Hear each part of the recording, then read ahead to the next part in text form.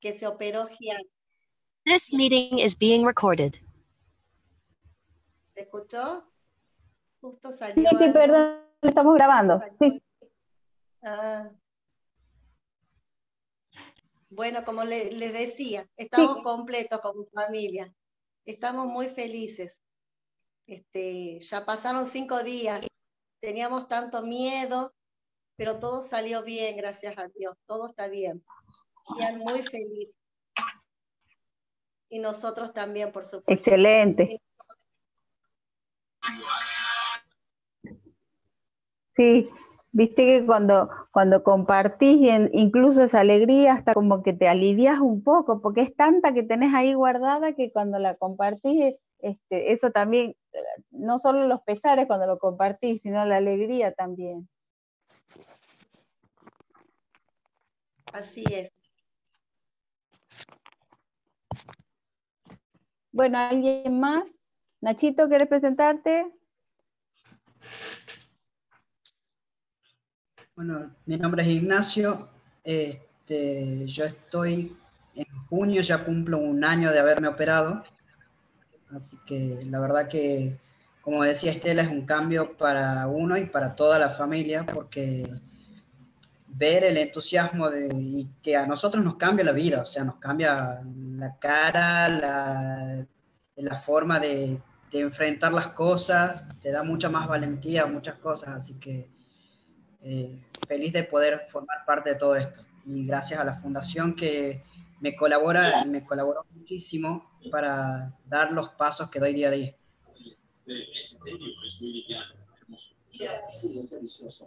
Muy bien. Luciano, ¿quieres presentarte vos?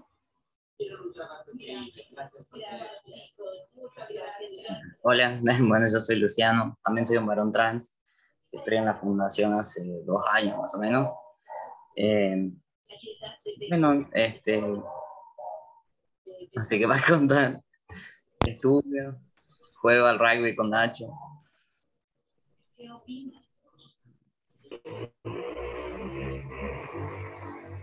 Bueno, muy bien. Susi está por ahí. Así como les voy viendo, les voy pidiendo que se presenten. Sí, hola, yo soy Susana Salva. Yo soy mamá de un adolescente varón trans de 14 años que capaz que en un ratito se conecta porque está volviendo de inglés. Y bueno, nos interesa siempre todos los encuentros, participar, los encuentros que hace la Fundación. Y bueno, siempre yo la verdad que aprovecho y agradezco que exista la Fundación porque la verdad que nos ha ayudado a, no tan solo a mi hijo, sino bueno, a toda la familia, ¿no? Y vamos conociendo y empezando a hacer cada una de las cosas que por ahí vamos escuchando, vamos aprendiendo y a partir de ahí, bueno, lo vamos implementando. Así que es como que vamos de la mano de todos los que nos van enseñando. Y bueno, ahora la verdad que estamos expectantes. Hace muy poquito mi hijo ha empezado la hormonización y bueno, y está súper entusiasmado. Nosotros también, bueno, por un lado contentos por todos los cambios que lo esperan, pero también como atentos, ¿no? A todas las posibles cosas que nosotros necesitamos saber como para ir ayudándolo y que lo pueda hacer lo más, no sé, lo más feliz, lo más aliviado posible. Así que bueno, con gusto de estar acá y de escuchar, ¿no? Todo lo que nos tienen para contar. Bueno, muy bien, gracias Susi. David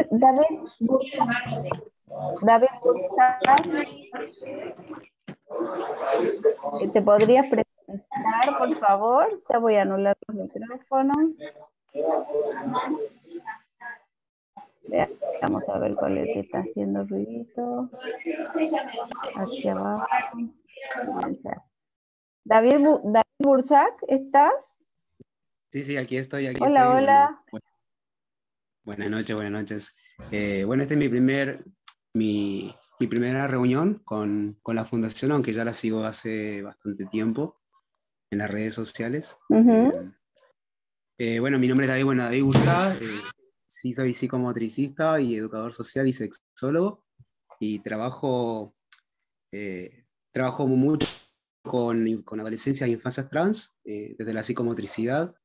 y desde la sexología, pero además de ello, también milito por la diversidad, ¿no? Entonces, como que todos los temas lo he vivido también desde pequeño, que he tenido mi proceso, digamos, de transformación, de pensamientos, así que bueno, de alguna manera todo lo que propone la fundación la vivo, ¿no? O lo viví, entonces me gusta la posibilidad que hacen de encontrarse para tocar temas y hablar, interpelarse con todo lo que se vive, se percibe, con lo que somos, hacemos, ¿no? Con respecto a nuestros sentires y nuestros cuerpos. Así que, bueno, un placer compartir con todos ustedes. Muy bien, muchas gracias. Erika, ¿cómo estás? Ahí te veo. Hola Fabi, ¿cómo estás? ¿Todo bien? Estoy desde el teléfono hoy, no sé cómo se ve y cómo se escucha. Está todo ¿Cómo estás? perfecto. Bien. Nosotros no queremos dejar de hacer las reuniones virtuales por esto, ¿no? Porque nos permitimos este alcance tan importante, tan interminable, Cada día porque, cada vez somos más los de fuera, foráneos. bueno, esta es la idea, ¿no? Que la fundación no tenga límites, no tenga fronteras. Quien nos necesite, ahí esté. Sí, la verdad que sí, no Muy dejen, bien. por lo menos hasta que me mude, me jubile, me vaya a vivir a tu Bueno, les cuento. Te Eh, recibimos. Dale, yo soy Erika, somos de Mendoza, soy la mamá de Cristian, de 19 años, y bueno, estamos aquí en la fundación desde hace 2 y medio, 3, cuando empezó la pandemia, ya no me acuerdo, 2 años. Y como decíamos ahora con Fabi, la verdad que eso fue una gran ventaja de la pandemia porque pudimos empezar a participar por esto de las reuniones virtuales, si no nos hubiera sido imposible, más allá de la ayuda y de la comunicación con la doctora, no hubiéramos podido conocer el resto del grupo. A mí personalmente me ayudó como mamá muchísimo el hecho de tener familias o sea, con quienes me sentí contenida y aprendí y sigo aprendiendo cada día más. Cristian es ya mayor de edad, él cuando nos expresó esto hace muy poco tiempo, o sea, a los 17, ya tenía la cosa más que clara. O sea, la que tuve que aprender por sobre todo fui yo, que creo que lo sentí más que el papá y que el hermano. Los chicos ya vienen con otro chip. eh, y bueno, aquí estamos. Pero él la tenía clara y yo aprendí por sobre todas las cosas de mi hijo, todo lo que necesitaba aprender y me apoyé en profesionales, me apoyé en el grupo. Con respecto al tema de la reunión de hoy, les cuento, Cristian está hormonizándose hace casi un año, unos 9 meses, un año, no sé exactamente cuándo fue. Así que bueno, estamos también empezando con todo esto, fue toda una experiencia, ya he empezado con algunos cambios. Eh, Estamos tratados aquí en Mendoza por el doctor Ferrada, que también es como la referencia, por lo menos aquí en la ciudad de Mendoza, y está contento, está conforme, bueno, hay algunos cambios que están costando, que están costando, ¿no? La verdad no se queja de nada, hay un montón de cosas y lo que me llama la atención es que de nada se queja, por ejemplo, qué sé yo, por contar una cosa, el acné, que no lo tuvo nunca antes y ahora sí, viste, se manifestó más y la verdad que no se queja de nada de lo que tiene que hacer, yo lo veo y claramente obviamente es algo que necesitaba y que quería, por eso lo está disfrutando aún con las adversidades, que debe ser como todo, ¿no? Tiene cosas, pero no las cuenta. Nosotros charlamos y nunca me cuenta nada negativo. Así que bueno, hoy estoy también para seguir aprendiendo porque esto no se termina acá, su intención es avanzar y, y bueno, queremos conocer las experiencias de todos ustedes. está buenísimo que estén los chicos que ya se han operado, a mí la verdad que me gusta conocerlos. Cris está ahora con una reunión de la Facu, así que bueno, aquí estoy yo para después contarle todo. Bueno, igual les cuento que muchas gracias, Erika, este encuentro queda todo grabado dentro de la página de la fundación, así que luego pueden ingresar y lo pueden volver a ver las veces que necesiten, ¿sí? ¿Hay alguien que no sea de Argentina? ¿Alguien más, aparte de Zoraida, que ya estuvimos hablando, que no sea de Argentina? Hola, hola. Hola, también de acá de México. A ver, no puedo identificar quién habla. ¿Sí? Acá Alma. Alma Esparza. Sí, no. Sí, Alma Esparza de México, Quintana Roo, muy cerca de Cancún. Ajá, muy bien. Ay, ¿podemos ir a visitarte? Cuando quieran. Cuando quieran, Bueno, por acá contanos. estamos. No, bueno, tengo mi hijo, ahora ya 20 años, empezó un poco a los 16 más o menos, pero la verdad es que yo nunca me di cuenta. Más bien era el como, bueno, no le gusta arreglar, es normal, ¿no? Ah, el pecho es normal, ¿no? ¿A quién nos gustaba tener la regla, las playeras de niño y el blinder, como ahí, bueno, a lo mejor se siente de pecho grande. Nunca lo tomé realmente mucho en cuenta hasta que más adelante dijo, ya me quiero cortar el cabello, ya no quiero esto. Y bueno, afortunadamente ha sido una persona muy tranquila, es muy tranquilo él, trabaja, estudia, tiene su propio negocio y pues todo esto se lo está pagando, se tuvo que ir a estudiar a otro estado y pues lo sigo desde lejos, ¿no? Esa ha sido mi parte más difícil ha sido con la gente, ¿no? El que la conocieron como mi hija y ahora es mi hijo y todavía me preguntan por mi hija y el tener que hacer explicaciones a veces es como que, ¿qué hago? ¿Lo digo? ¿No digo? Mejor ya no digo nada. Entonces, a veces ese es mi gran dilema, ¿no? Pero de que lo apoyo, está con todo mi apoyo siempre. Ya se está hormonando desde noviembre, tiene poco tiempo realmente. Todavía sigue usando su nombre, se llama Luna de nacimiento, pero se puso Zac. Dice que no le gusta el nombre de Luna, que quiere seguirlo usando porque no es, que es un nombre neutro, porque se llama Luna Azul, es su nombre de nacimiento. Entonces, dice que quiere seguirse llamando Luna, que mientras no tenga cambios, pues que está bien Luna, pero va a ser Luna Zac, ¿no? Entonces, pues me siento, la verdad es que a veces confundida, ¿no? No sé todavía, yo creo que como todos, ¿no? Como todas las mamás o papás. Y pues sí, apoyo y ahorita está con sus primeros cambios, que el bigotito, la axila, vellito en el ombligo, ya no tiene la menstruación. Y pues todo eso lo estoy viendo yo un poco, pero de lejos. Viene a visitarme de vez en cuando, pero pues sí, prácticamente está en otro estado. Entonces, por eso estoy aquí, para escuchar qué hacen, cómo le han hecho, porque no es fácil que le digas a alguien, es que es mi hijo, y te dicen, ah, sí, tu hija.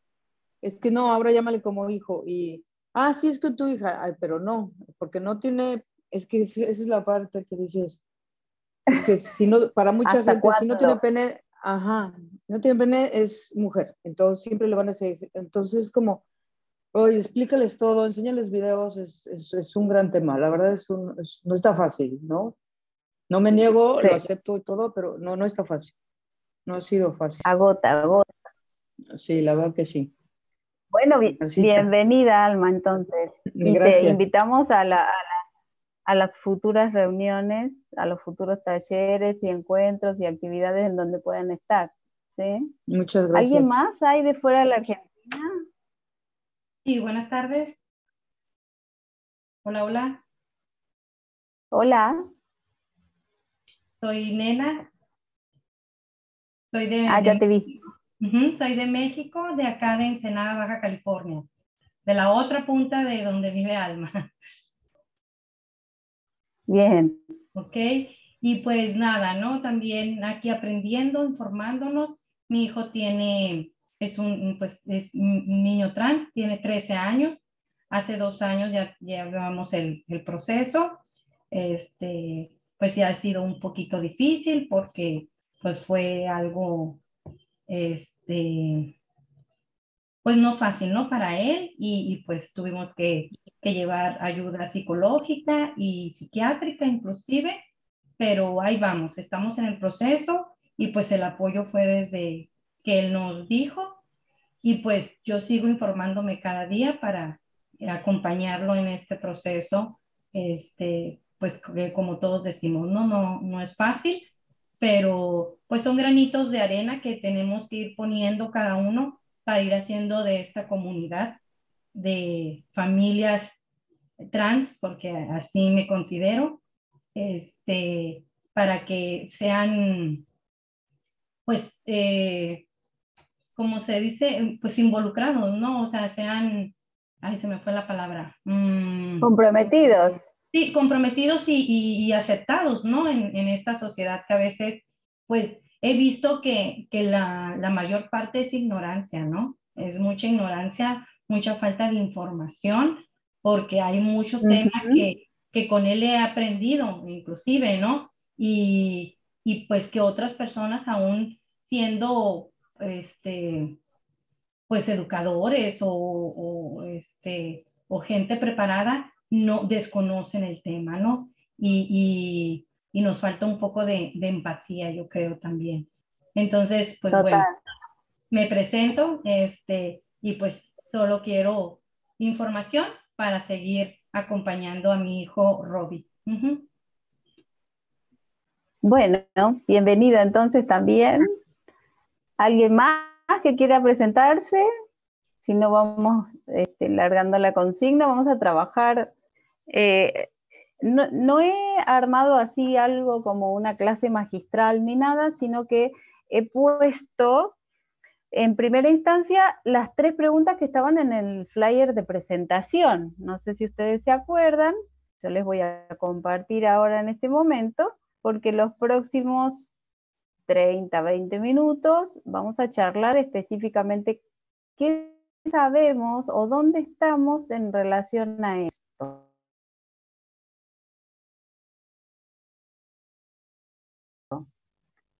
Pueden ver ahí la pantalla, ¿cierto? Sí, sí. ¿Se ve? Bien. Sí. Entonces, como la temática era readecuaciones corporales en personas con diversidad de género, las 3 preguntas que nos vamos a hacer es: ¿siempre las personas transgénero hacen o solicitan readecuaciones corporales? Esa es una pregunta. ¿Cuándo? ¿Sí? Desde la infancia siempre las readecuaciones corporales. Y la tercera pregunta es: ¿cuáles? ¿Todas las personas trans solicitan todas las readecuaciones corporales? Entonces, vamos a tener 3 preguntas: siempre, cuándo y cuáles.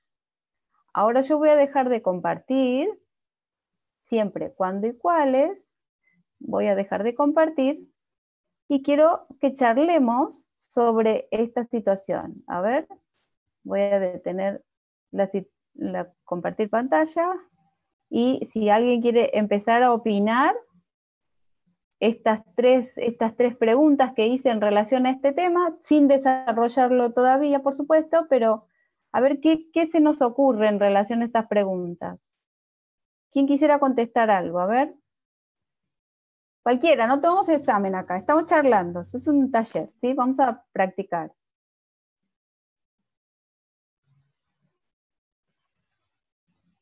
¿Siempre todas las personas transgénero solicitan readecuación corporal? No, siempre. A ver. ¿Quién habló? Nacho. Nacho. A ver, ¿cómo es tu opinión, Nacho? No, que yo creo que es según cómo cada persona se encuentre y en qué momento. O sea, por ejemplo, yo sí tuve la necesidad de hacerme la cirugía, porque para mí era una molestia el hecho de verme a un espejo, del hecho de bañarme y todo, y así conozco chicos y chicas también que lo charlamos al tema en algún momento y que no tienen pensado una cirugía porque no les molesta nada, o sea, sí se autoperciben como mujer o como hombre trans, pero no tienen la necesidad de readecuar su cuerpo y muchas veces ni siquiera hormonizarse. Ujú, muy bien. Y respecto de las preguntas es, ¿cuáles consideras que todas las personas solicitan todas las cirugías o todos los mecanismos de readecuación corporal? No, no todas las personas necesitan ni piden todas. O sea, yo creo que es de acuerdo a cómo uno se va sintiendo a medida que va pasando su transición. O sea, cada persona vive su transición a su forma y manera y según lo que tanto psicológicamente como físicamente el cuerpo va pidiendo, creo que uno lo va haciendo. Bien. ¿Alguien más quiere opinar sobre estas preguntas?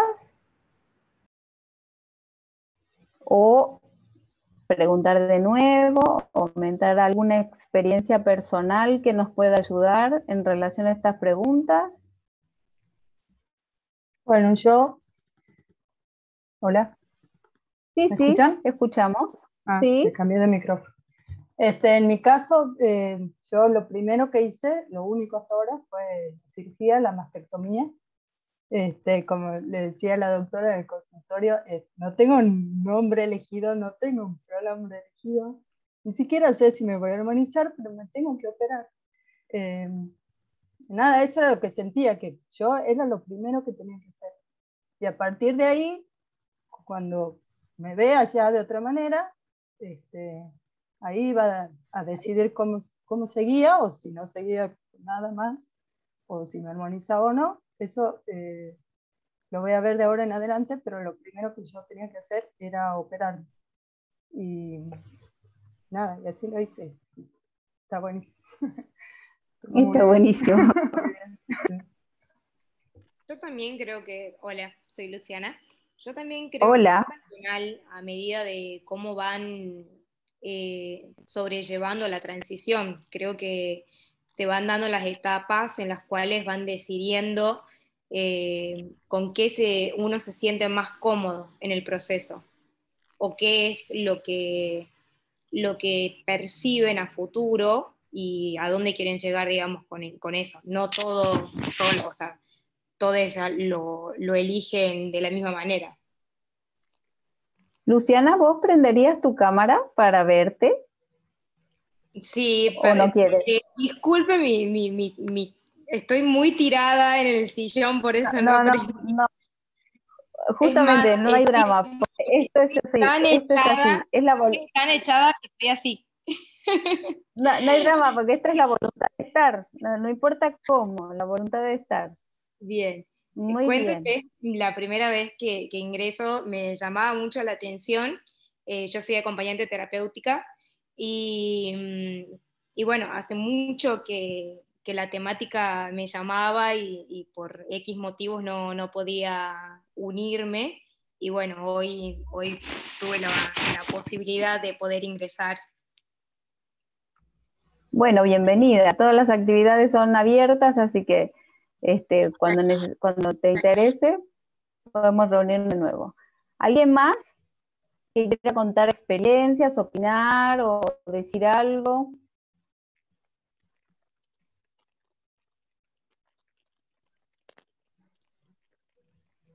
¿No? Bueno, vamos a iniciar esta mini presentación. Yo he anotado acá en lo que iban hablando, por ejemplo, Estela empezó a hablar y Estela dijo, estamos completos, cuando hablaba de el evento tan importante familiar de la cirugía de readecuación corporal torácica que hizo su hijo, dijo, estamos completos. Es como que, fíjense, la decisión de una persona de hacer algo que le viene bien o que le hace bien, completa en felicidad o en bienestar a toda la familia, ¿sí? Fíjense cómo es de fuerte este comentario, por eso lo marqué. Después, Erika dijo, él la tenía clara. Nacho dijo, las personas decidimos cuándo, cómo, qué. Entonces, Erika, un poco que la decisión de su hijo de empezar la hormonización, por ejemplo, no era una cuestión, era algo que bien analizado, bien estudiado, tenía los conceptos, tenía la información, por eso dijo ella, sabe más que yo y ya estamos. Y Alma dijo, la parte más difícil es con la gente. Fíjense cómo, si bien dentro de la familia se procesa toda esta información y hay un cambio rotundo, las sensaciones de felicidad son tremendas, como lo mencionaba Estela, estamos siempre expuestos a el afuera, al el otro, a los otros de afuera, que preguntan, cuestionan, interrogan, opinan. Entonces,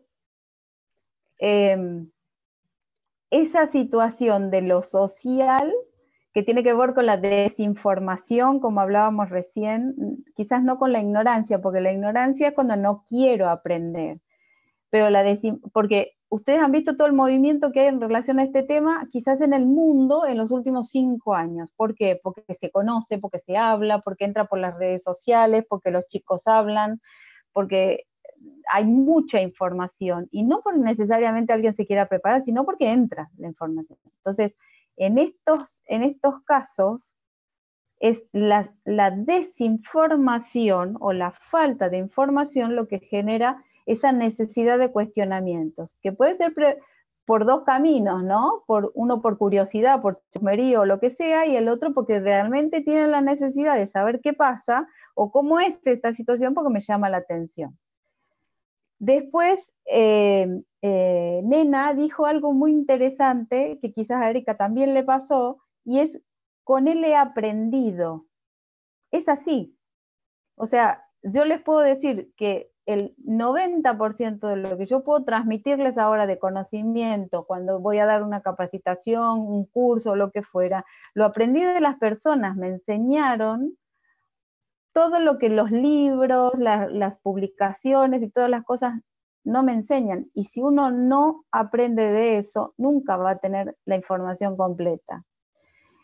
Y después, por último, Lu, que nos contaba recién, quizás responde a las 3 preguntas juntas que yo hice recién, y dice, no tengo nombre, no decidí las hormonas, no cambié de documento, yo necesitaba operarme. Es decir, su primer paso dentro de la transición probablemente era la cirugía, cuando en otras circunstancias la cirugía pasa a ser quizás el último de los eslabones dentro de una transición. Entonces fíjense esta singularidad que tiene el tema que vamos a tratar, que es readecuaciones corporales. Yo les voy a compartir la pantalla para, como les dije, vamos a estar 20, 30 minutos, no creo que más, para mostrarles estas cuestiones. Necesito que si alguien tiene alguna pregunta, quiere que me explaye un poquitito más luego sobre determinados puntos que voy tocando aquí en la presentación, que vayan anotando y me lo dicen al final, o cuando yo termino la presentación. ¿Qué vamos a tratar? Vamos a tratar de identificar qué es la diversidad sexual, qué es la diversidad de género y qué es ser transexual, o qué es la transexualidad o lo transgénero, qué significa readecuación corporal y por qué no utilizamos el término reasignación de género o reasignación de sexo, que sería cuando está mal utilizada en estas situaciones. ¿Cuáles son las opciones para lograr la readecuación corporal? ¿Cuáles son los planteos de readecuación en la adolescencia? ¿Cuáles son los riesgos y los beneficios? ¿Cuáles son los planteos de readecuación en los adultos? ¿Y cuáles son los riesgos y los beneficios? Vamos a hacer una pequeña introducción. Cuando yo hablo de diversidad, tengo que entender que cuando digo diversidad sexual o diversidad de género, específicamente, estoy hablando de una sexualidad que tiene que ver con una construcción. y que en esa construcción participan muchas cosas. O sea, la sexualidad de una persona está constituida por diferentes elementos que están sobre la base de las concepciones propias, o sea, tiene que ver con la forma de crianza, tiene que ver con la religión, tiene que ver con los conceptos sociales, tiene que ver con mi implementación o mi inserción en la sociedad, y cómo yo interpreto esas cuestiones en relación, por ejemplo, al sexo biológico, que tiene que ver con esto de la genitalidad, y en donde si nos ponemos a ver, nacen personas con genitales hembras, genitales machos, y nacen personas intersex, con genitales que no van definidos ni para un lado ni para el otro. Eso también tiene diversidad dentro de lo natural, si se quiere, o dentro de lo biológico, si lo queremos encasillar específicamente. Entonces ya desde lo biológico hay diversidad. Cuando hablamos de género, hablamos de identidad. Y cuando hablamos de género, hablamos de un concepto muy complejo, que tiene que ver con todo lo que es roles asignados en relación a las masculinidades y a las feminidades. Entonces, va a haber diversidad también dentro de los tipos de género, de personas cisgénero y de personas transgénero. Ya voy a ir aclarando un poquitito esto. Y que también dentro de esas posibilidades no están ni para las masculinidades ni para las feminidades las personas que se califican como género no binario. Y hablo de calificaciones, o hablo de encuadres, o hablo de esto de una manera un poco más didáctica. Pero cuando yo tengo que manifestar, puedo empezar a engarzar en mí mismo como persona todos estos conceptos. Y ahí viene esto del cuadrito del medio, a ver cuántas veces voy a correr, cuántas cuestiones rojas y celestes y amarillas y voy a tener en cada cara, para formarme o para construirme a mí mismo. Entonces, expresar todas esas articulaciones, por ahí tiene que ver, sobre todo, en las personas trans, y fíjense que en las personas cisgénero también, porque algunas personas cisgénero en su expresión en la corporalidad se sienten con algunos defectos que le generan alteraciones, por ejemplo, en su imagen corporal interna o en su salud mental en relación, y lo tienen que modificar. Entonces hablamos de readecuaciones corporales en relación a lo que yo quiero expresar para sentirme completamente bien en relación a la articulación con todo. Y por ahí hay un concepto que siempre lo pongo, pero para remarcar específicamente que no tiene nada que ver con la construcción de la sexualidad de las personas en relación a la corporalidad o a la identidad, sino que tiene que ver a las relaciones interpersonales dentro de la sexualidad. Aquí ya estoy hablando de mi sentir en relación a con un otro o con unos otros. Entonces, la orientación sexual tiene que ver con mi complemento en la sexualidad y en el amor con otras personas, ¿sí? Y ahí vienen todas las características o las posibilidades de orientaciones sexuales, heterosexuales, bisexuales, homosexuales, pansexuales o personas asexuales. Entonces, resumiendo un poquitito y yendo dentro de lo que es la diversidad de género específicamente, hablamos de que dentro de la sexualidad y como parte de una construcción con diferentes elementos, uno de los componentes es la identidad. Entonces, ¿con qué me identifico yo? Si entendemos que la identidad nos la ponen al momento del nacer, también tenemos que entender que entre 1 y 800 o 1 en 500 personas, esa identidad no coincide específicamente con esa clasificación genital obligatoria que se nos hace, que no coincide con esa asignación de género en relación a la genitalidad, porque tengo vulva, soy mujer, o voy a ser mujer, o feminidades, o porque tengo pene y testículo voy a pertenecer a las masculinidades, o específicamente tiene que ser así como una relación simbiótica indesarmable, o no sé, indisoluble. Y que por ahí esto también lleva a las personas o al entorno o a las familias o a la sociedad a determinar lo que es el género de crianza, que también está impuesto por la genitalidad y los estereotipos de género y las condicionantes sociales sexualizados que marcan o que se encaminan de una manera rígida y de una manera estricta. Entonces, lo que nosotros tenemos que entender es que hay una identidad autopercibida que en esta frecuencia no coincide con la genitalidad, que va a ser absolutamente singular, o sea que solamente la persona puede expresar esta identidad de la manera que pueda, porque hay diferentes etapas. Hay etapas donde no tengo un lenguaje, entonces en vez de decir soy nena o soy niño o soy niña, lo puedo expresar con decisiones, ¿sí? Con decisiones de, por ejemplo, un llanto cuando no quiero ponerme determinada ropa, o cuando me enojo o se me empieza a caer el pelo por el estrés que me genera tener que usar un uniforme de mujer en el colegio o en la escuela. Entonces, hablar del lenguaje, no solo el lenguaje oral, sino el lenguaje corporal, el lenguaje de las señas, de las elecciones, el lenguaje de la somatización, ¿no? Cómo expresa mi cuerpo que algo me está molestando. Entonces ahí hablamos de la singularidad, cada persona un mundo. Y por lo tanto, respetarla como un derecho humano. El derecho a la identidad es uno de los derechos humanos que la Comisión Interamericana de Derechos Humanos ha calificado como uno de los más importantes porque está interrelacionado con el resto de los derechos humanos. Doc, Entonces, ¿sí? te interrumpo un ratito. Me están diciendo Sí. que quieren ingresar al Zoom. Momento. 2 segundos, perdón. Es que cuando hago esto, no tengo ningún ingreso.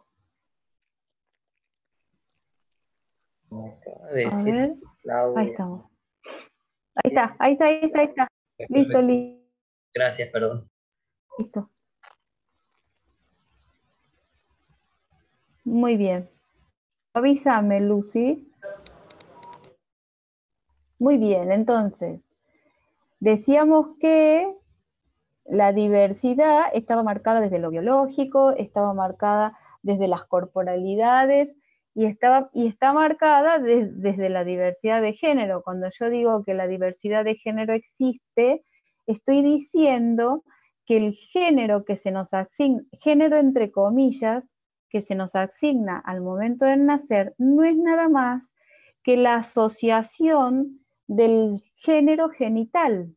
Es decir, esta clasificación obligatoria que nos hacen para asignarnos un género al momento del nacer, y que después cuando nos vamos construyendo dentro de la sociedad y cuando vamos entendiendo a qué género nos sentimos pertenecer, podemos identificar personas cisgénero como estos niños, este niño y esta niña cisgénero, en donde se supone que la genitalidad va a coincidir con su identidad de género y va a marcar feminidades y va a marcar masculinidades, y en donde todo estaría armónico, entre comillas, ya vamos a hablar un poquito de esto, mientras que si surgen identidades transgénero, que es cuando la genitalidad no coincide con la identidad, se cuestiona, también entre comillas, esto de cómo puede ser que si tiene una genitalidad determinada, se identifique con un género opuesto.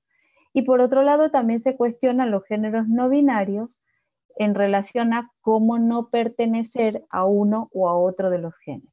Muy bien, entonces entendemos la diversidad de género como personas diversas que pueden autopercibirse de un género determinado, y por lo tanto tenemos niñas con pene y niños con vulva.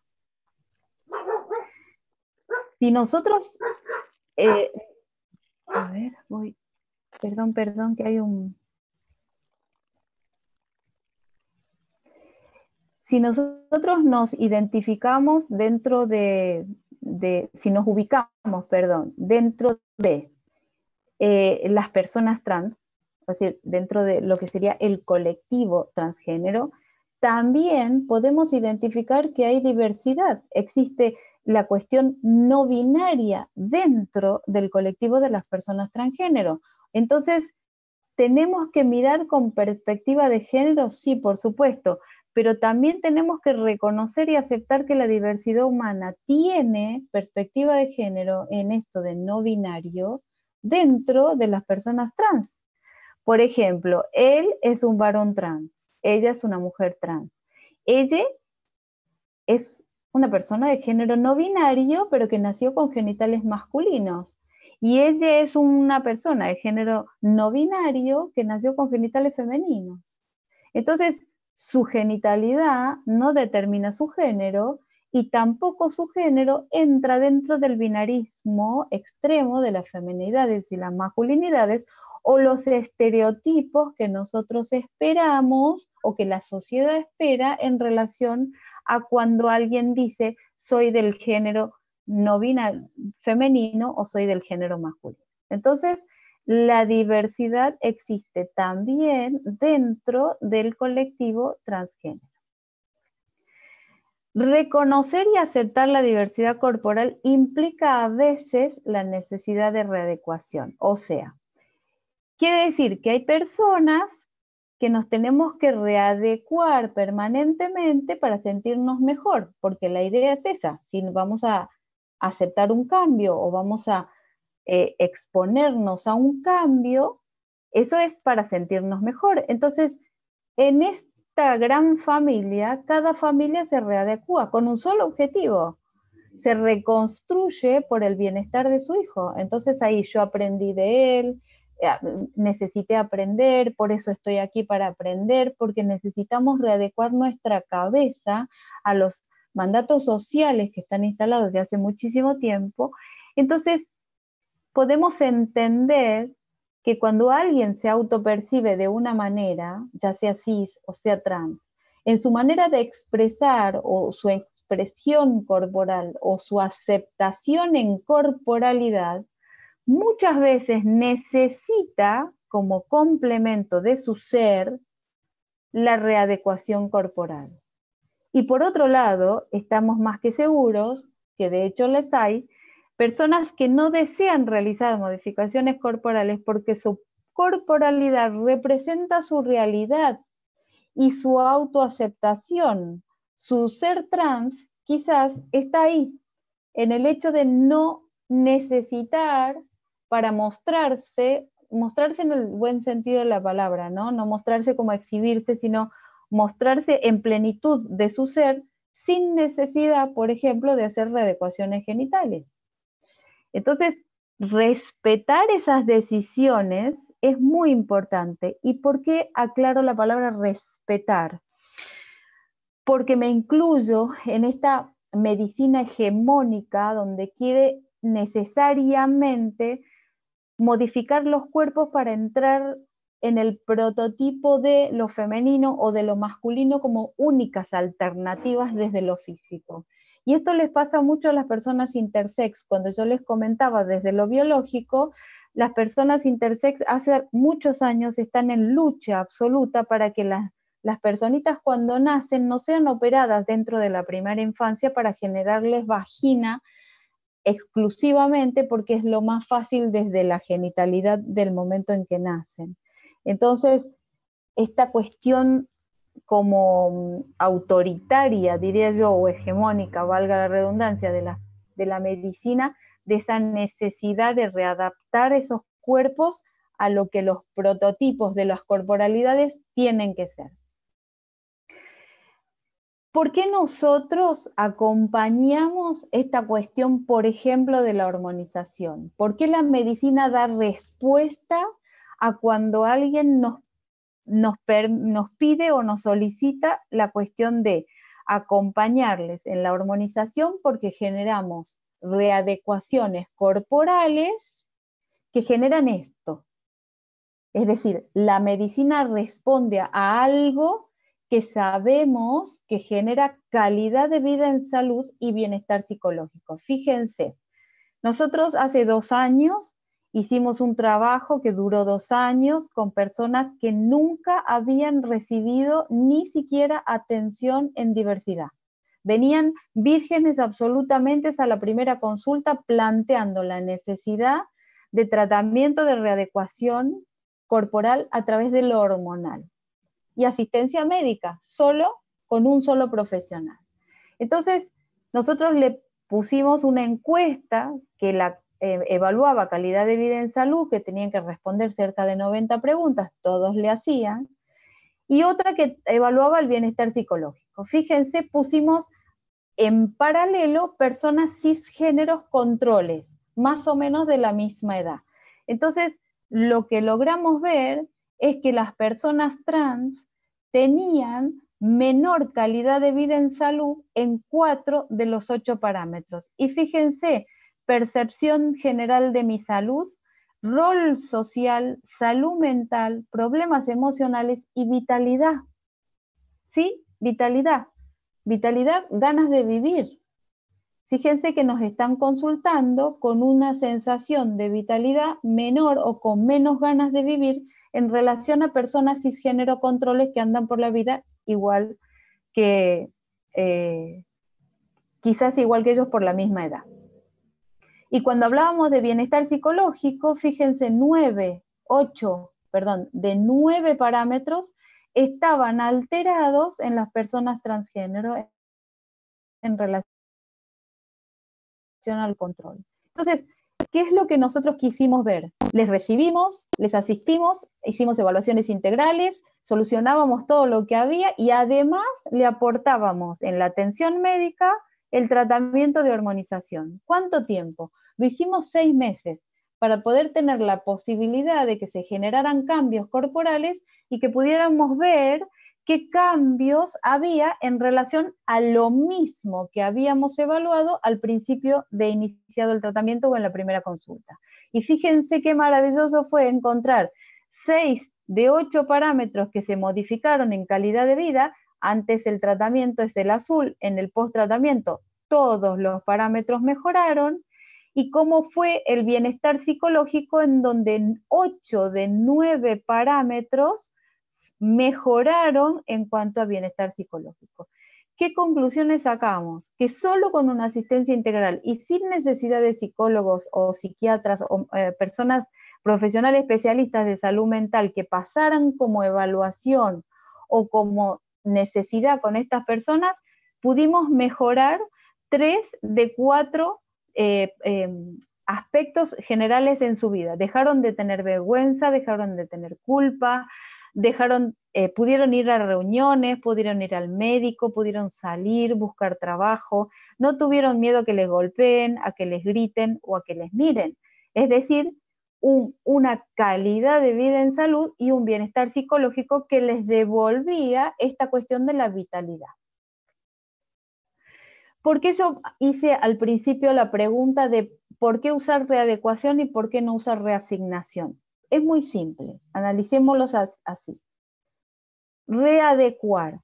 Es adecuado, es mi cuerpo, es con lo que nací, es con mi biología y como integral, si se acuerdan del cubito ese de varios colores, yo soy así, mi cuerpo es esto, mi mente es esto, mi percepción de identidad de género es esto, mi biología es esto, mis hormonas son estos. Pero hay algo que desde lo integral no está funcionando, entonces yo necesariamente lo voy a adecuar. ¿Para qué? Para lograr un bienestar. ¿Quién me lo pide? Es su decisión de expresión y corporalidad y es su deseo, ¿o no? Si no es su deseo, no me lo va a pedir, porque acepta este cuerpo adecuado o esta corporalidad adecuada como parte de esa construcción de la sexualidad. Entonces, la necesidad es readecuarme. Yo decido qué hago. Los profesionales de la salud respondemos en relación a eso que se solicita.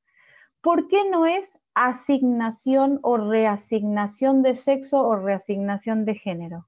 Porque no estamos otorgándole nada a nadie, no estamos asignando nada a nadie, todo le pertenece y decide la persona.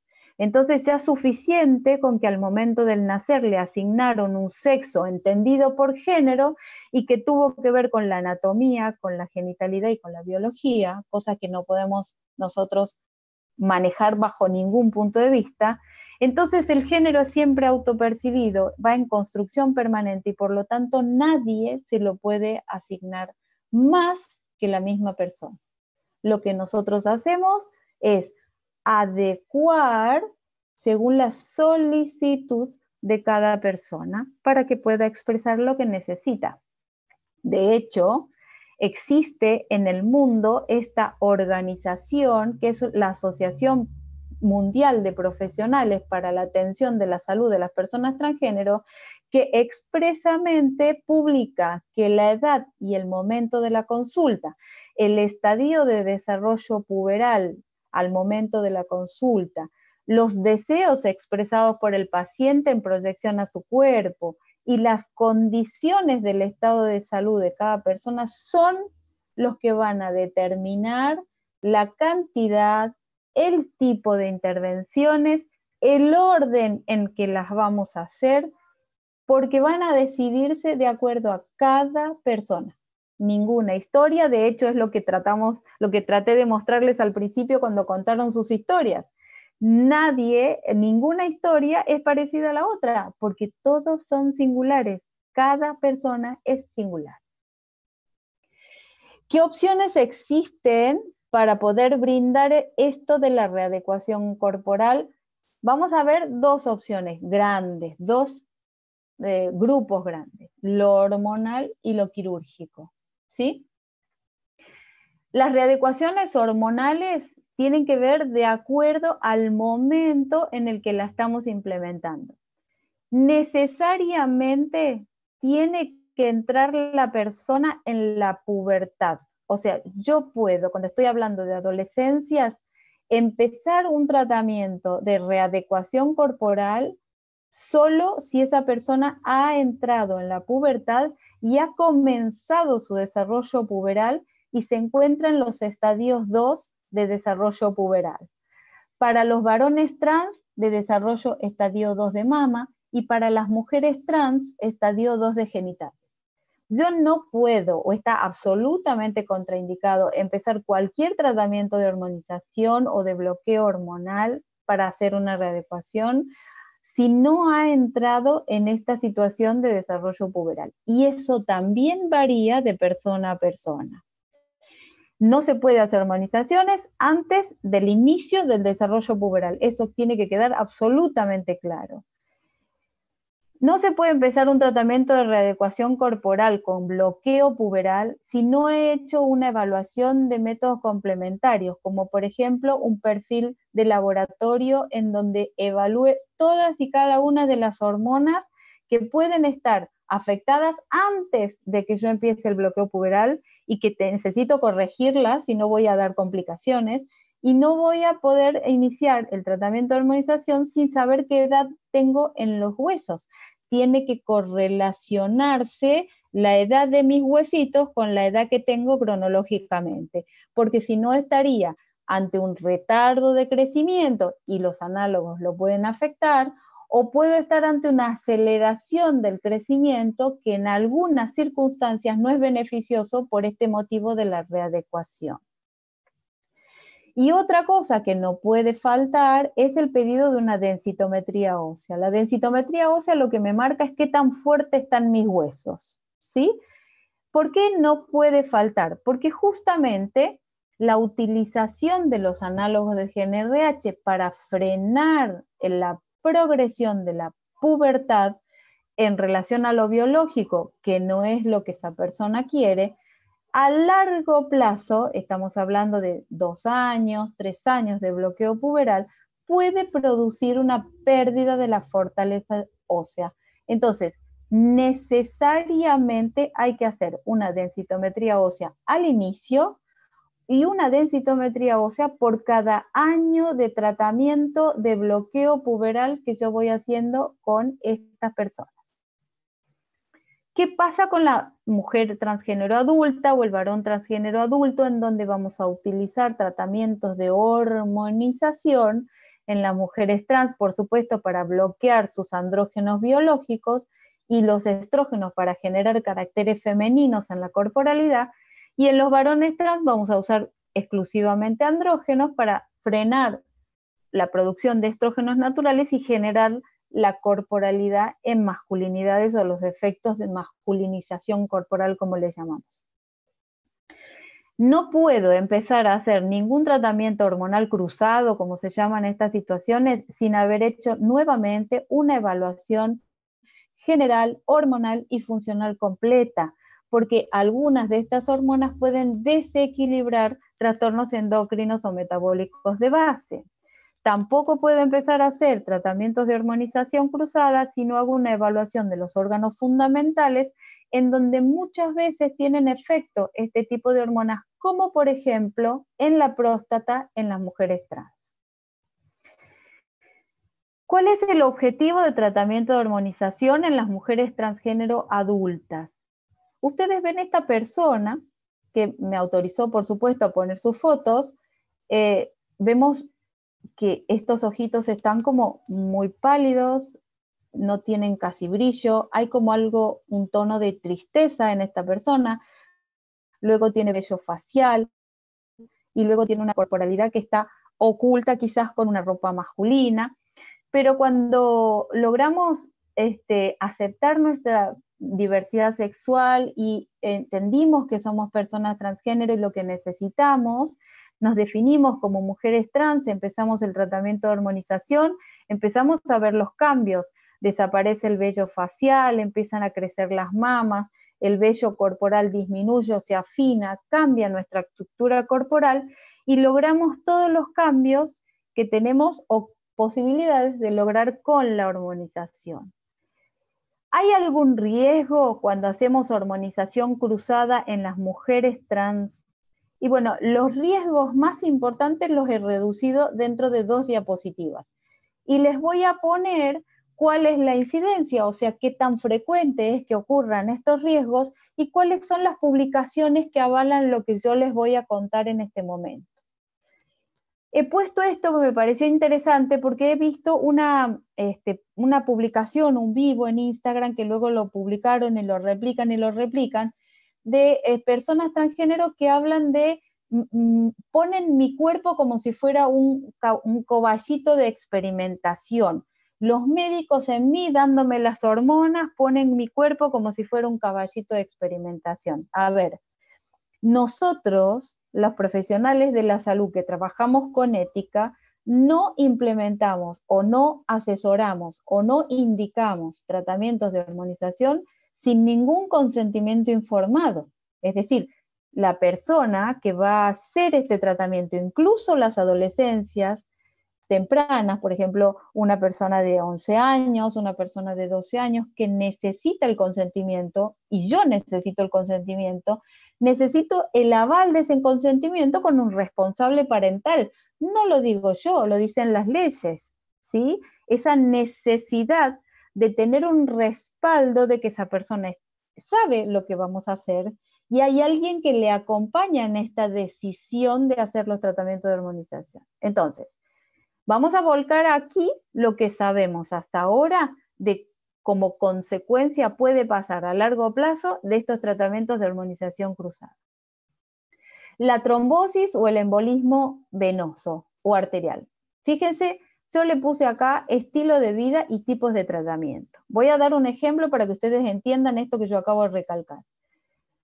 Si yo soy una mujer trans y peso 88 kilos y mido 1,60 m, soy fumadora, tengo insulinoresistencia, soy diabética y no hago nada de actividad física, y bueno, obviamente que el hecho de que me den a mí la hormonización con estrógenos me va a generar un mayor riesgo de trombosis que alguien que tiene un peso adecuado, hace actividad física, no fuma y no tiene factores de riesgo como diabetes, insulinoresistencia o hipertensión. Y por otro lado, esto es muy importante, los anticonceptivos que utilizan muchas mujeres trans como tratamiento de hormonización, porque se lo pasan entre amigas, porque no tienen la posibilidad de acceder a un sistema de salud que les dé la hormonización, entonces utilizan las inyecciones, los parches, los anticonceptivos orales, están absolutamente contraindicados porque tienen un componente que se llama etinilestradiol, que aumenta casi 45 veces el riesgo de trombosis. Entonces, nosotros, los profesionales de la salud, trabajamos con 17 beta-estradiol, que no tiene riesgo y que asociado con la ciproterona disminuye absolutamente el riesgo de tromboembolismo venoso o arterial.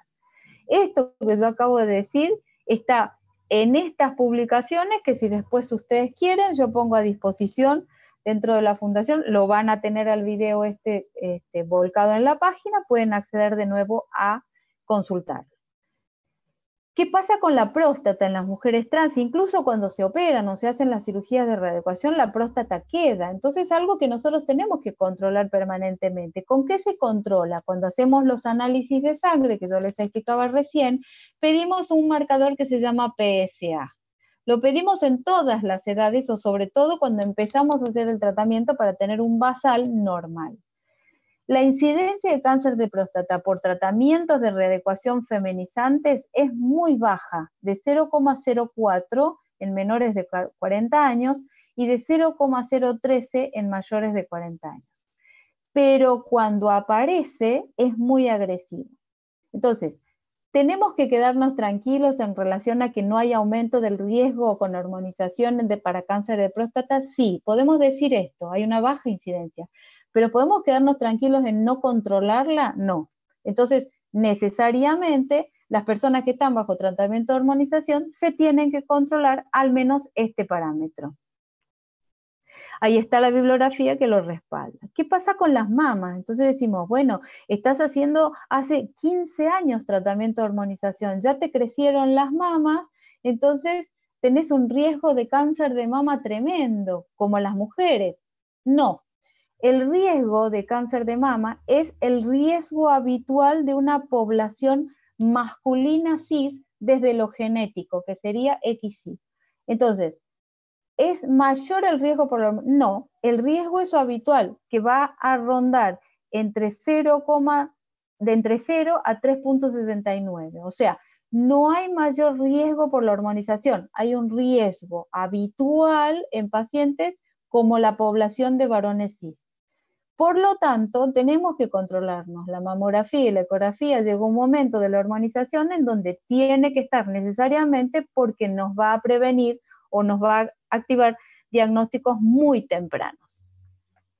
Otra cosa que puede aumentarse con el tratamiento de hormonización es la prolactina. ¿Genera tumores? No hay. No hay ninguna bibliografía que diga que la hormonización genera tumores en la hipófisis que produce prolactina.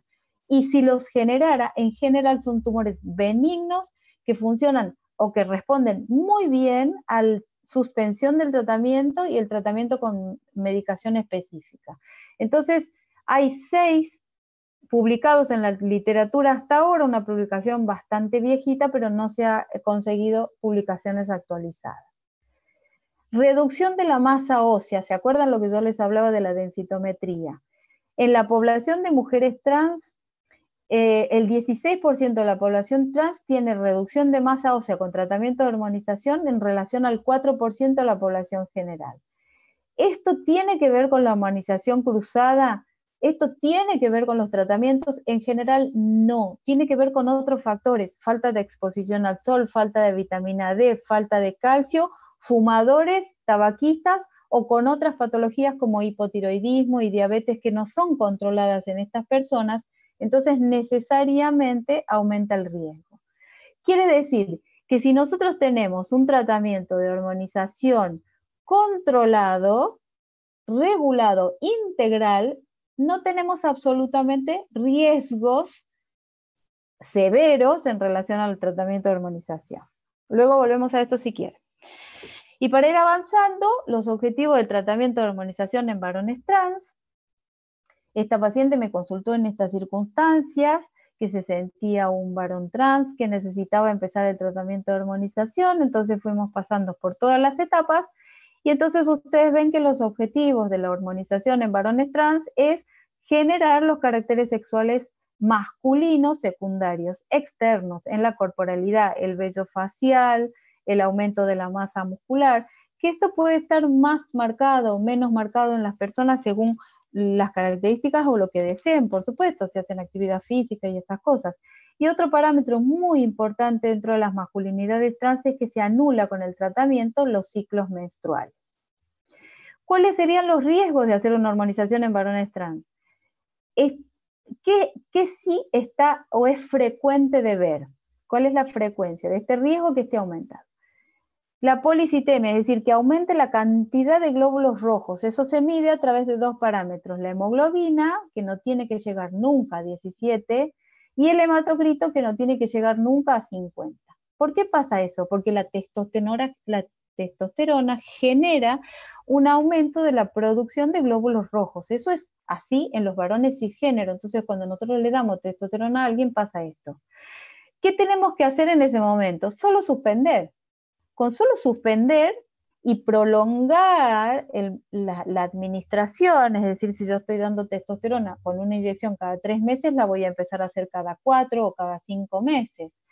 ¿Es absolutamente suspender para toda la vida? No. ¿Es modificar otros factores? Sí. Por ejemplo, si esta persona fuma y además le estoy dando testosterona, seguro va a aumentar estos valores. Entonces, le tengo que decir que deje de fumar y le tengo que decir que posponga el tratamiento de hormonización. El acné severo, como hablaba Erika, que aparecía como efecto secundario, ¿es un efecto secundario esperable? Sí, cerca del 30 al 40% de los varones trans que hacen hormonización tienen acné inflamatorio. ¿Es una cuestión para preocuparse? No, se puede tratar perfectamente, se puede tratar porque es un acné exclusivamente hormonal, entonces tiene un tratamiento específico que lo puede incluso apaciguar o desaparecer y luego se hace un mantenimiento. La caída del cabello, ¿es una consecuencia de la testosterona? Sí. Cuando es una alopecia androgénica severa hay que tener mucho cuidado porque hay factores genéticos que intervienen y tenemos que reevaluar si continuamos o no el tratamiento. Hay otros factores de riesgo o riesgo a largo plazo probable, que es la hepatitis. En relación a la hepatitis, muchas veces no está relacionada específicamente con la hormonización, con la testosterona específicamente, sino con otros factores. Por ejemplo, el alcohol. Es muy frecuente que los varones trans, además de hacer la hormonización con testosterona, consuman alcohol, a veces en cantidades no razonables, todos los fines de semana e incluso a veces durante la semana en reuniones sociales.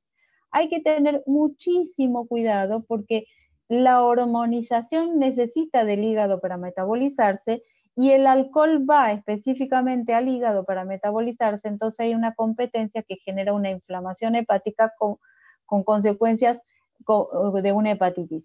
¿Esto es gravísimo? No, no es gravísimo.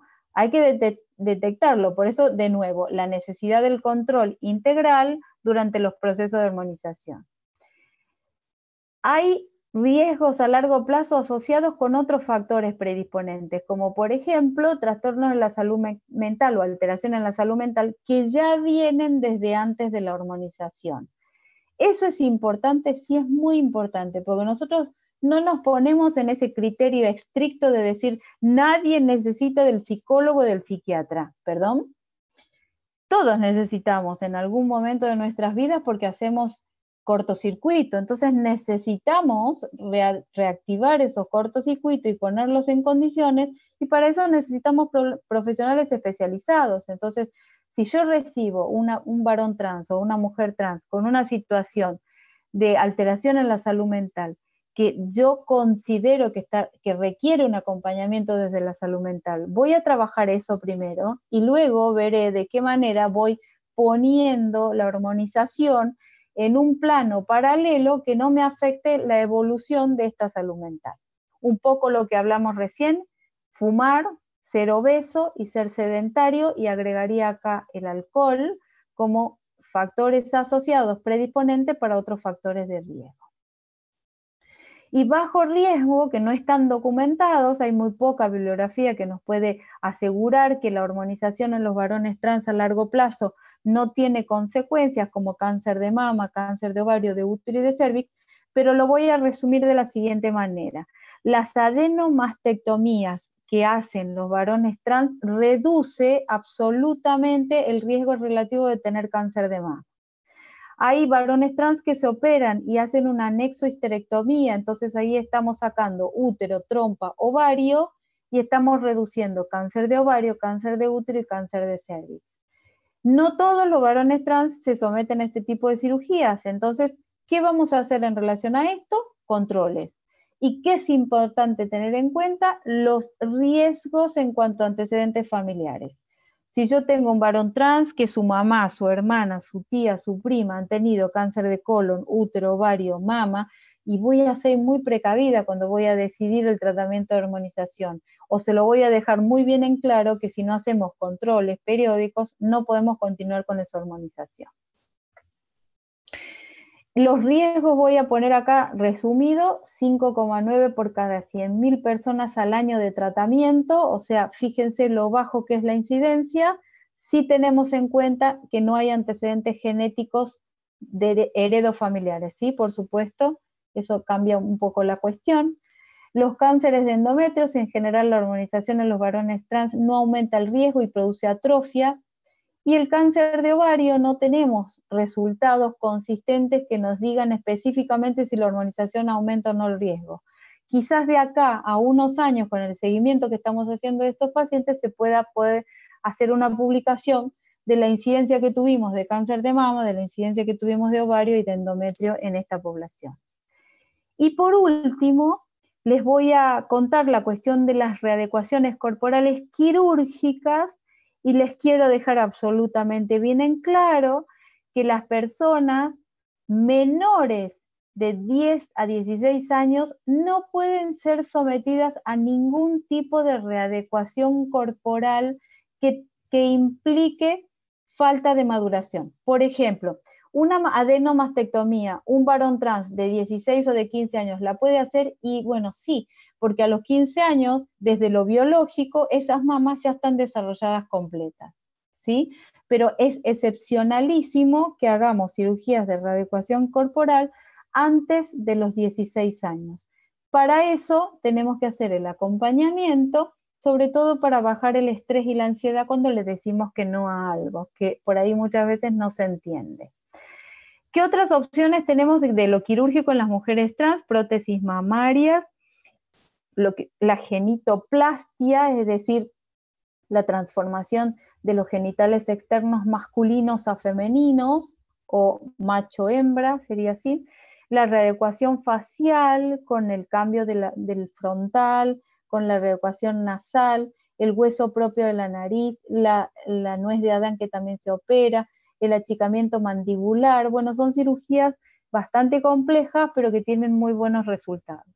Y desde las cirugías o readecuaciones corporales quirúrgicas desde los varones trans, tenemos la adenomastectomía, que puede ser con este tipo de incisiones o incisiones periarolares, la genitoplastía, que es mucho más complicada, que mínimamente necesita 3 intervenciones quirúrgicas para lograr completa readecuación genital masculina. Se usan prótesis inflables para lograr la erección del falo, que se realiza con un implante de piel que se utiliza del antebrazo o de la pierna para poder hacer la cobertura peneal. Y la anexohisterectomía, que es lo que les comentaba, que es sacar ovarios, útero y trompas y dejar eventualmente el canal vaginal si es que eventualmente esa persona tiene o quisiera tener relaciones coitales en algún momento o utilizar algún elemento. Y por último, que sé que a algunas familias les va a interesar este tema, las consideraciones sobre la fertilidad de las personas transgénero. Es una evaluación que hice la población que llevamos adelante los tratamientos de hormonización y los seguimientos integrales. 86 varones trans contestaron esta evaluación, esta encuesta. De estos 86 varones, el 89 dijo que desea paternar. Desear paternar es desarrollar este rol de papá o rol de paterno dentro de una constitución familiar de cualquier tipo, diversa. El 90% dice que no desea gestar, es decir, no desea gestar en su propia corporalidad. el 78% porque directamente no desea porque no se ve gestando en su propio cuerpo, y el 11,8% porque prioriza iniciar el tratamiento de hormonización antes que someterse a someterse, voy a poner esa palabra, no me gusta, pero a los tratamientos que quizás tengan que hacer para poder gestar. Y por otro lado, importante, el 8,2% respondió que sí desea gestar, que puede ser antes o después de iniciado el tratamiento, y si es después de iniciado el tratamiento, tenemos que hacer o le podemos ofrecer lo que se llama criopreservación de gametos, puede ser de tejido ovárico, puede ser de ovocitos o gametos, o puede ser directamente de embriones, si es que tuviéramos la necesidad o una pareja de semen donante establecida para poder criopreservar los embriones. Esto se llama técnicas de reproducción asistida. En la Argentina existe una ley que contempla esta posibilidad, no está garantizada en la práctica, hay situaciones específicas con obras sociales, ni hablar de la parte pública, porque son tratamientos costosos que necesitan mucho tratamiento. Entonces vamos a ver cuánto tiempo nos lleva a resolver poder garantizar estas prácticas de fertilidad. Bueno, muy bien. Espero que estén ahí del otro lado, por favor, que no se hayan dormido. Voy a dejar de compartir. Y ahora, ay, no me aparecían, pero bueno. Muy bien. Hola, hola, ¿estamos ahí? Acá estamos. Sí, Acá. Sí, estamos. Muy bien. acá estamos. Muy bien. Bueno, no sé, ¿qué les pareció? Yo largo a hablar, no sé cuánto hice de tiempo, ni me fijé. Bueno, ¿Puedo si me hacerte, quieren... ¿puedo hacerte una consulta? ¿Puedo hacer una pregunta? Hola, hola, ¿quién habla? ¿Quién me habla? Perdón, Ezequiel. no. Ezequiel. Ezequiel No, sí, Locaña. Acá sí. tengo tres. ¿Me Acá tengo... viste? Bien, bueno, ¿cómo estás? Sí, sí. ¿Te Muy puedes clara y muy... presentar, Ezequiel? Soy Ezequiel Locane y soy papá de un nene de 13 años que es nene y que quiere, se siente nena, ¿sí? Entonces estamos con todo ese inicio de él de poder comprender cuáles son los momentos adecuados para hacer qué, en todo esto que vos explicabas, ¿no es cierto? Entonces mi pregunta ¿De dónde justamente va por ahí, eres, Ezequiel, perdón? ¿De dónde eres? de Argentina, de Buenos Aires. Ok. ¿Sí? Ok. Bueno, Sí, entonces, sí, ok. mi pregunta es, vos mostrabas un gráfico en donde había unas ciertas preguntas que condicionan o factores que condicionan el momento adecuado para empezar con ciertos tratamientos que llevan a la persona que es o que tiene en el caso de mi hijo, una masculinidad, a llevarlo a lo que él se siente que es ser nena. Entonces vos hablas de edad, de estadio de desarrollo puberal, etc. ¿Cómo Sí. podemos, quizás es muy relativa la respuesta, pero bueno, te la hago igual a la pregunta. ¿Cuál es Sí. el momento? ¿Cuál es la edad? Porque él tiene 13 años y es Bien. varón hoy, ¿no? Y se siente Bien. nena. Entonces, ¿cuál es el momento para empezar? Evidentemente vamos a empezar con las consultas médicas y demás, pero bueno.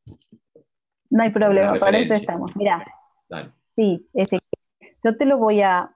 Justamente abrí, antes de empezar con mi presentación, abrí otra presentación de un congreso que he dado en Ecuador, en donde justamente con estos gráficos que te voy a mostrar ahora, ¿se me escucha? Sí, sí. Sí, te estoy escuchando, yo me puse en mute. Perfecto, perfecto, es que como que me friso en algún momento. Entonces, estos gráficos lo que van a hacer es mostrarnos desde lo biológico cuándo empezaríamos con la pubertad, cuándo se empezaría desde lo biológico la pubertad en una niña, cis, y cuándo se empezaría la pubertad en un niño cis. Entonces, lo que hacemos nosotros para encontrar el momento justo es interponer esas gráficas. Mirá, para que vos me entiendas, yo te lo voy a mostrar. Voy de nuevo a compartir pantalla. Después nos ubicamos, si querés, en el momento exacto en donde estás con tu hija para que puedas entender un poquito esto que yo te estoy marcando. Cuando nosotros... ¿Se ve ahí? Cuando yo estoy evaluando... Sí, se ve. Bien. Nosotros sabemos que el pick-up de crecimiento en las mujeres es anterior. Tiene audio solo, ¿no? Le dejo el audio para que no superponga. Ahí voy.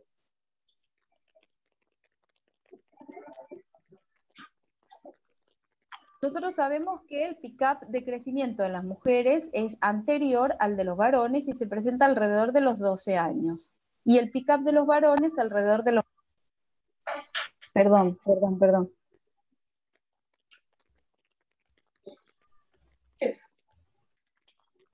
Nosotros sabemos que el pick-up de crecimiento en las mujeres es anterior al de los varones y se presenta alrededor de los 12 años. Y el pick-up de los varones alrededor de los... Cuando yo estoy evaluando un niño transgénero en etapa prepuberal, cuando voy a esperar al desarrollo 2 de Tanner para poder bloquear, voy a empezar evaluándolo con la curva de velocidad de crecimiento, o sea, estandarizando que su pick-up va a ser a los 12 años. Y cuando yo necesito empezar a hacer hormonización, voy a interponer la curva de velocidad y crecimiento para los niños. Entonces, supongamos que tenemos un varón trans que consulta a los 11 años y vemos que su talla empezó a hacer el pick-up.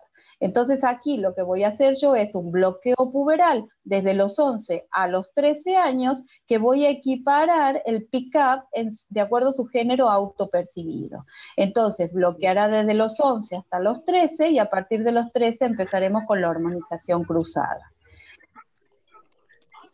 Niñas transgénero, cuando yo estoy evaluando a una niña transgénero, la evaluación de inicio va a ser con la curva de los niños y voy a interponer la curva de las niñas, por lo tanto, si estoy con 13 años, ya es el momento ya de oponer la hormonización cruzada, porque ya se supone que estoy en el pick-up evitando la talla alta que generalmente los varones biológicos tienen en relación a su pick-up. Bueno.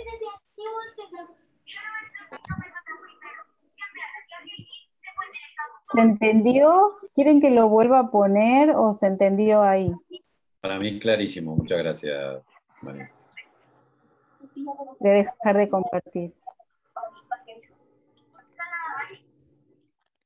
Ahí estoy de nuevo. ¿Ezequiel? Sí, Marina, muy claro, muchas gracias. Bueno, muy bien. Me dijo Marina porque aparezco con el logo de la productora que nos da el Zoom para las reuniones. Soy Fabiana, soy la doctora Reina, Fabiana. Bueno, Fabiana, muchas gracias. Dale, un gusto. Bueno, es esto, ¿no? Por ejemplo, nos pueden venir niños de 10, de 11, de 12, de 13, de 14, y yo tengo que ver las características particulares de crecimiento. Hay mujeres trans que ya traen una talla a los 11 años que es increíble, o porque lo genético le determina eso.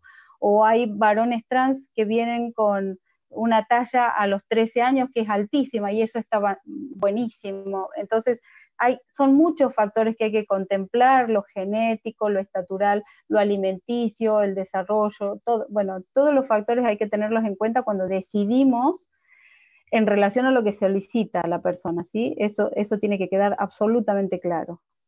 ¿Alguien más me quiere preguntar algo? ¿O comentar algo?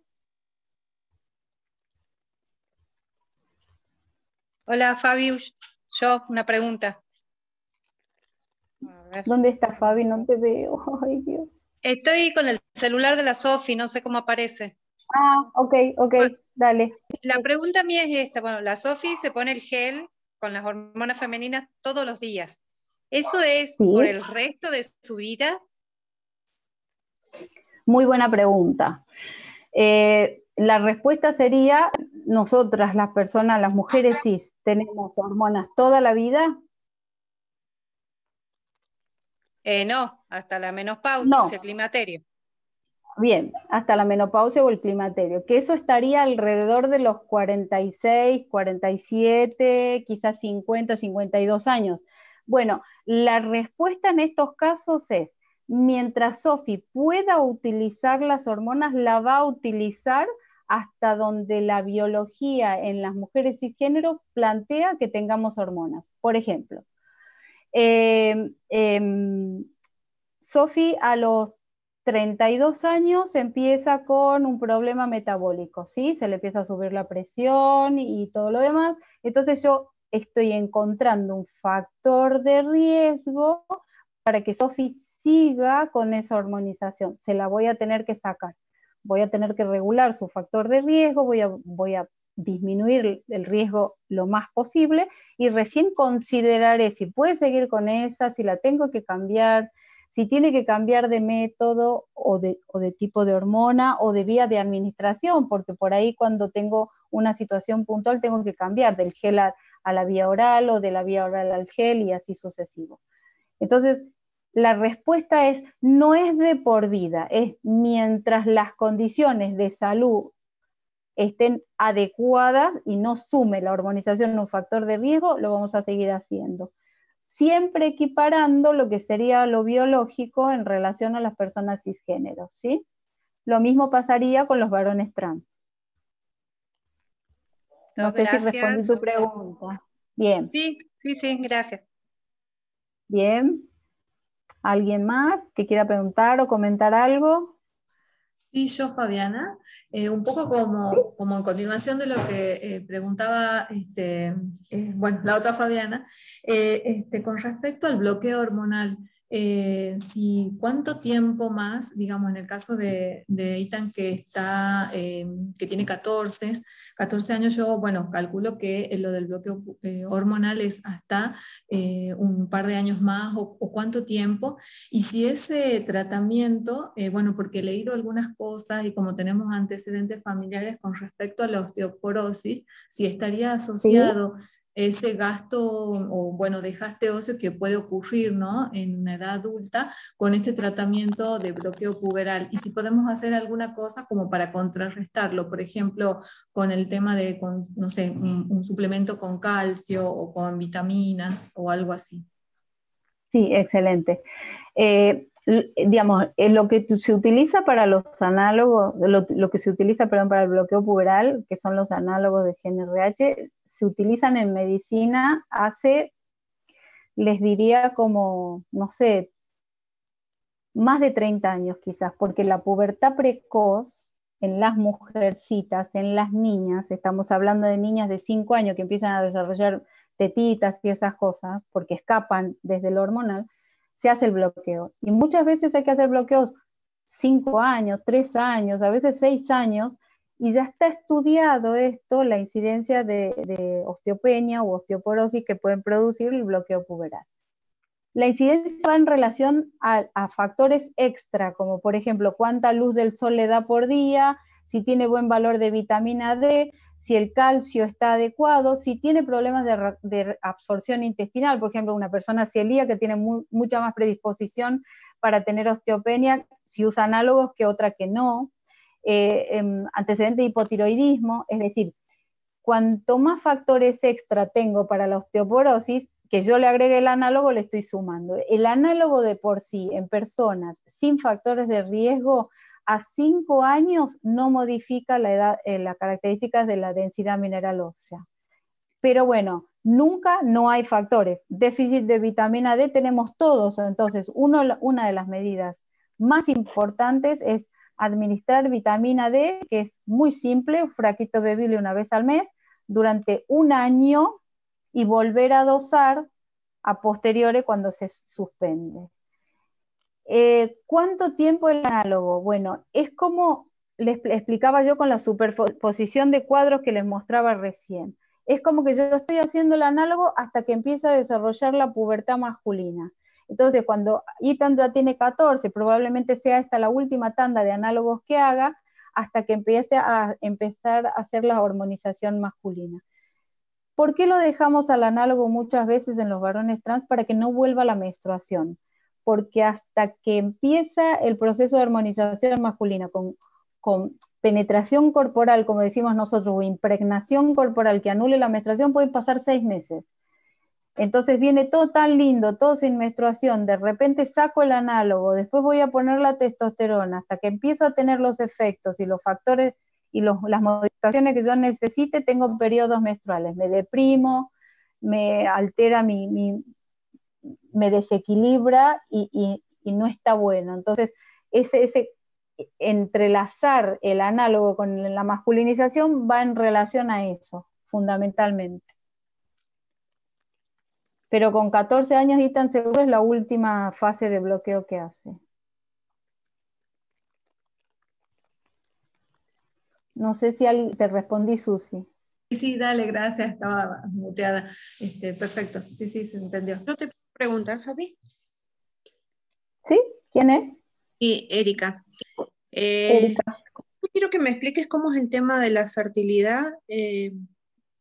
O sea, ¿siguen siendo igual de fértiles los varones trans, aunque no tengan la menstruación? O sea, Perdón, Erika, espera, se me entrecortó un poquito, a ver. Sí, yo quería saber, ¿siguen siendo igual de fértiles aunque dejen de tener la menstruación?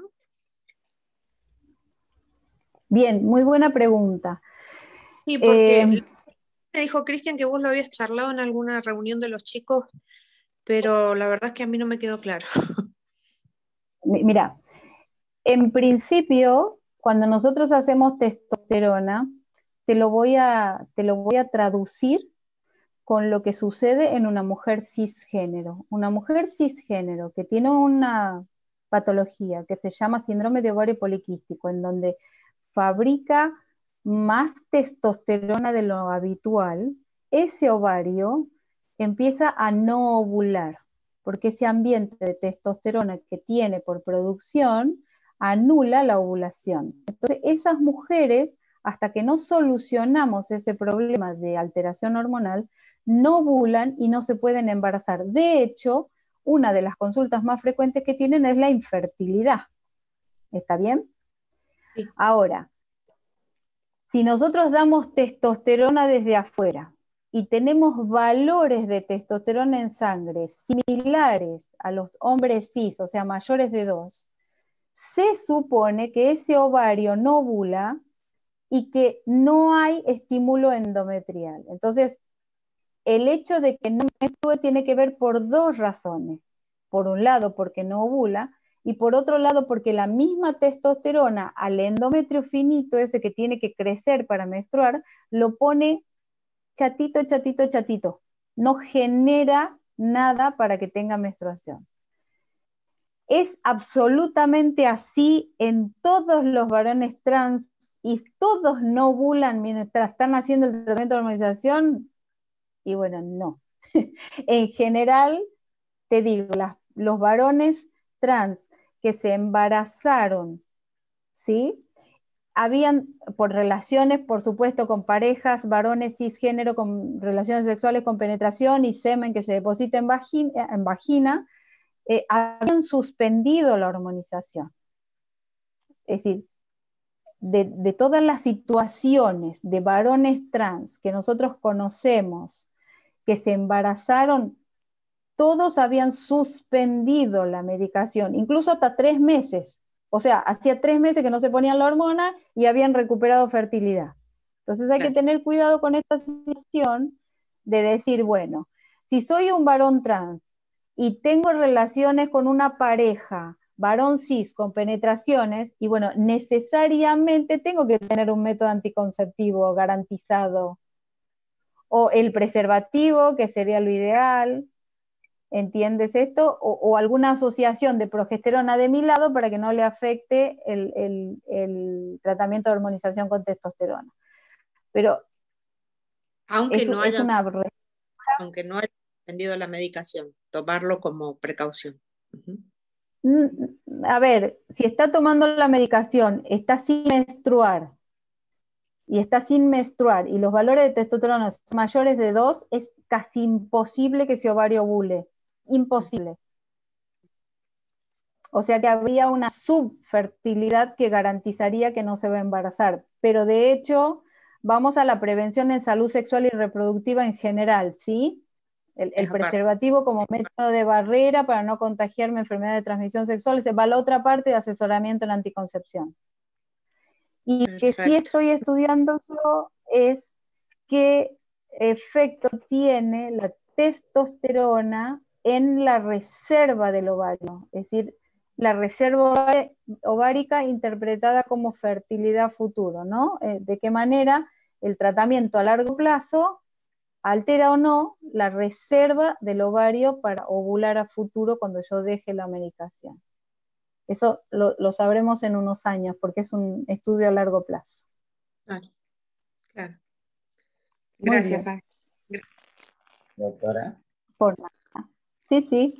Hay una pregunta en el chat, de la leo. Dice Adriana Sánchez, perdón, entré tarde. El bloqueo puberal para niños trans, ¿a qué edad es recomendable? Mi niño tiene 5 años. Adriana, ¿estás aquí? ¿Estás dentro del encuentro?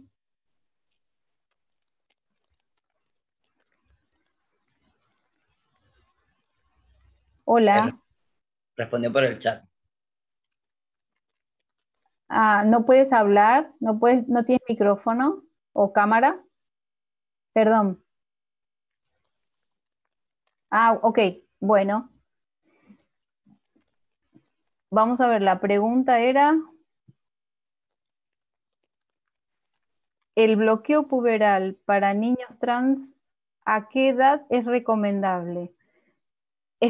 Cuando hablábamos de tratamientos de hormonización y en qué momento estábamos nosotros los profesionales de la salud garantizados para poder iniciarlo, era al momento del desarrollo puberal. Si tu situación es un niño varón transgénero de 5 años, vamos a tener que esperar que tu niño active su pubertad biológica, porque con esa información desde lo corporal, yo digo que todo en tu niño está perfecto. Ha hecho todo ese movimiento hormonal de maduración para empezar su desarrollo puberal.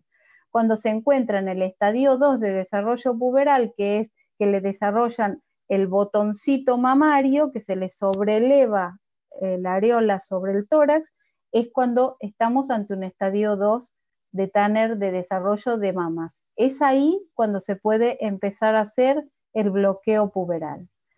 Ese bloqueo puberal se mantiene el tiempo suficiente hasta entrar en el periodo en donde un varón iniciaría su desarrollo puberal, porque nosotros con las hormonas, testosterona, vamos a iniciar el desarrollo de los caracteres sexuales secundarios. Entonces, vamos a hacer un ejemplo. Tu niño empieza con el desarrollo mamario a los 10 años. A los 10 años y 8 meses llega a un estadio de Tanner de mamas de 2. A los 10 años y 9 meses nosotros estamos en condiciones de hacer un bloqueo puberal. Hasta por lo menos los 13 años y medio, que podemos hacer, esperar todo su crecimiento en talla, porque lo va a hacer en ese momento, y oponerle la progesterona para que empiece a desarrollar los caracteres sexuales masculinos. ¿Sí? No sé, Adriana, si respondí tu pregunta. Me confirmas en el chat. No sé de dónde es Adriana. ¿Nos dices, Adriana, de dónde sos?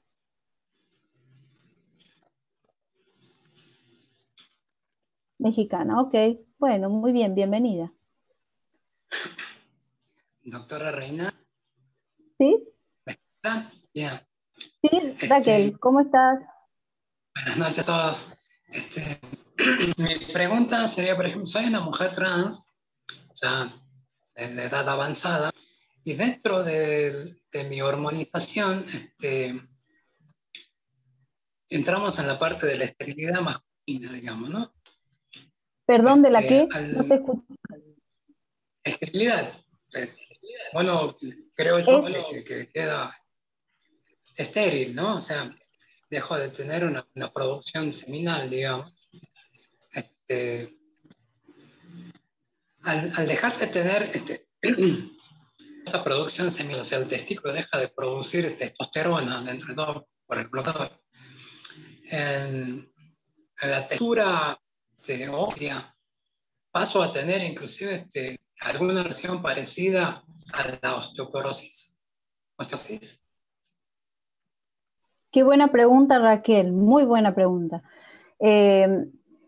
Fíjate que si bien el tratamiento que ustedes están haciendo es de bloqueador de la testosterona, la ciproterona es un potente bloqueador de la ciproterona, actúa en forma periférica, o sea, actúa a nivel de la piel y de los órganos, del pelo, etcétera, y además disminuye la producción. Y actúa en los receptores del testículo para dejar de producir la espermatogénesis, o sea, dejamos de producir espermatozoides. Pero a la vez, nosotros estamos aportando con el tratamiento estrógenos. Y los estrógenos, incluso en el varón biológico, hablo de tu hueso, desde lo biológico, es muy bien recibido porque le ayuda a mantener su densidad. Entonces, yo con el bloqueador te estoy bloqueando el efecto de la testosterona, con el estrógeno estoy suplementando algo que le hace muy bien a tu hueso. Pero voy de nuevo a lo mismo que hablábamos recién. Estoy hablando de los factores asociados para tener osteopenia.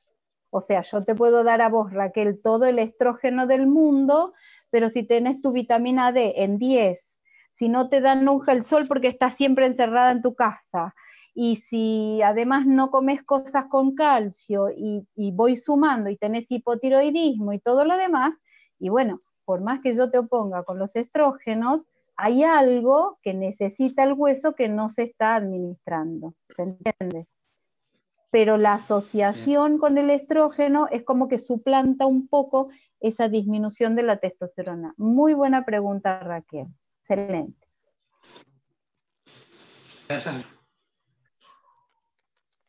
Muy bien, no sé si tienen alguna otra pregunta.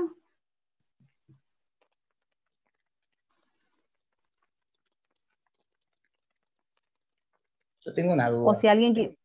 Sí. La Luz. próstata no se saca por la anatomía, digamos, por la ubicación anatómica.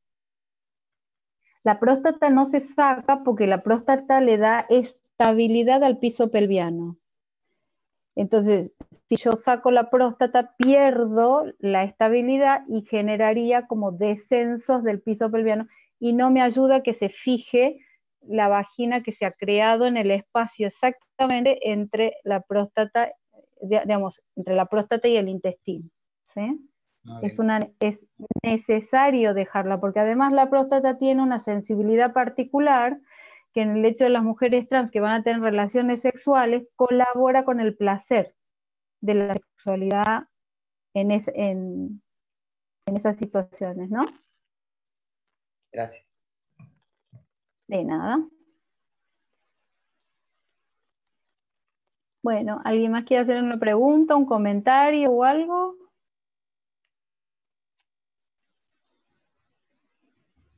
Quedó clarísimo en las preguntas que nosotros hicimos al principio, que si es cuando, en el momento en que la situación particular de cada persona que nos consulta esté, la decisión de si se puede o no se puede, o hay que esperar o no hay que esperar, cuánto lo que la persona pida, ¿sí? Nos contaba Lu que primero decidió que su objetivo en la vida era sacarse las mamas, nada más, no cambió ni nombre, no nada, su objetivo era las mamas.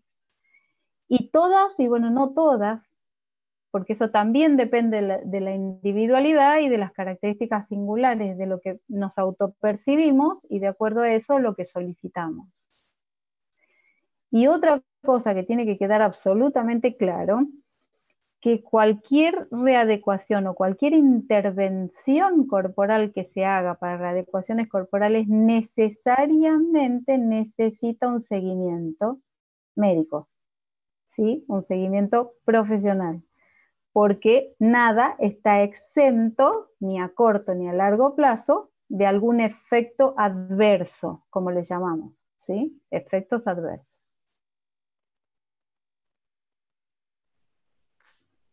Muy bien. ¿Alguien más quiere preguntarme, hablar o comentar?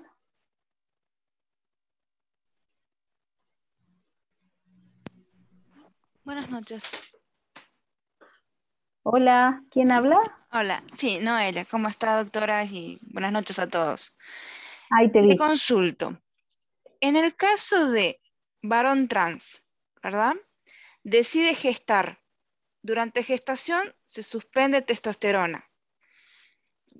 En puerperio, ¿reactivamos testosterona o y también en el caso de que se haga la ginecomastia, ¿va a haber alguna posibilidad que el cuerpo active algo para que pueda amamantar? ¿O al sacar la ginecomastia se saca todo y no va a poder? ¿Y cuándo sería bueno que vuelva la testosterona? Muy bien. Noelia, ¿de dónde sos? De acá, de Tucumán. Ya estuve en el primer Bien. curso que usted brindó de Ah, infancias. ok.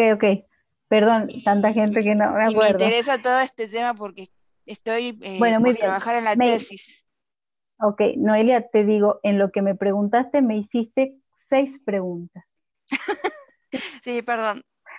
En eso que vos me preguntaste me hiciste 6 preguntas. Vamos por partes. Un varón trans que programa una gestación, porque eso Sí, sería que lo tiene su ideal, deseo. Ese programar, 8.2 que usted planteaba que quieren. programar su gestación. Programar su gestación es empezar con el ácido fólico y todo lo demás y suspender Sí. al menos un año previo la hormonización. Un año previo. Un año. Necesariamente un año. ¿Por qué? Porque decimos que en un año el efecto residual que puede tener la testosterona desaparece por completo. Puede reactivar ciclos menstruales y la respuesta del ovario va a ser adecuada. Y por otro lado no va a tener ningún restos hormonales para hacer un pasaje transplacentario. Entonces la Por la necesidad es un teratogenia. año. ¿Sí? En el puerperio, si la persona está adenomastectomizada, no hay una ginecomastia. Ginecomastia es cuando en el varón cis le Sí, crecen las disculpa. mamas. Aquí es Tenés cuando razón. está adenomastectomizado, no tengo chance de generar lactancia porque se extrae todo el parénquima mamario. ¿Sí? Entonces, la lactancia va a ser casi imposible desde su corporalidad.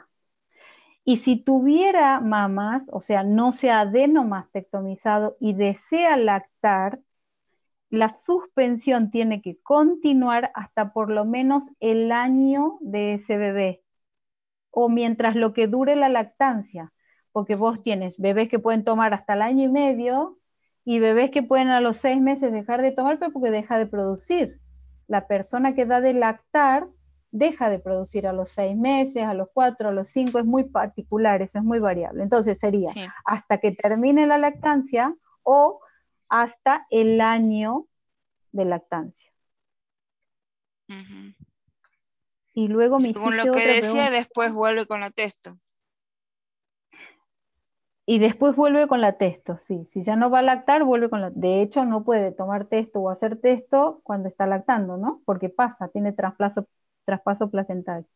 Sí, y a la leche también. Claro.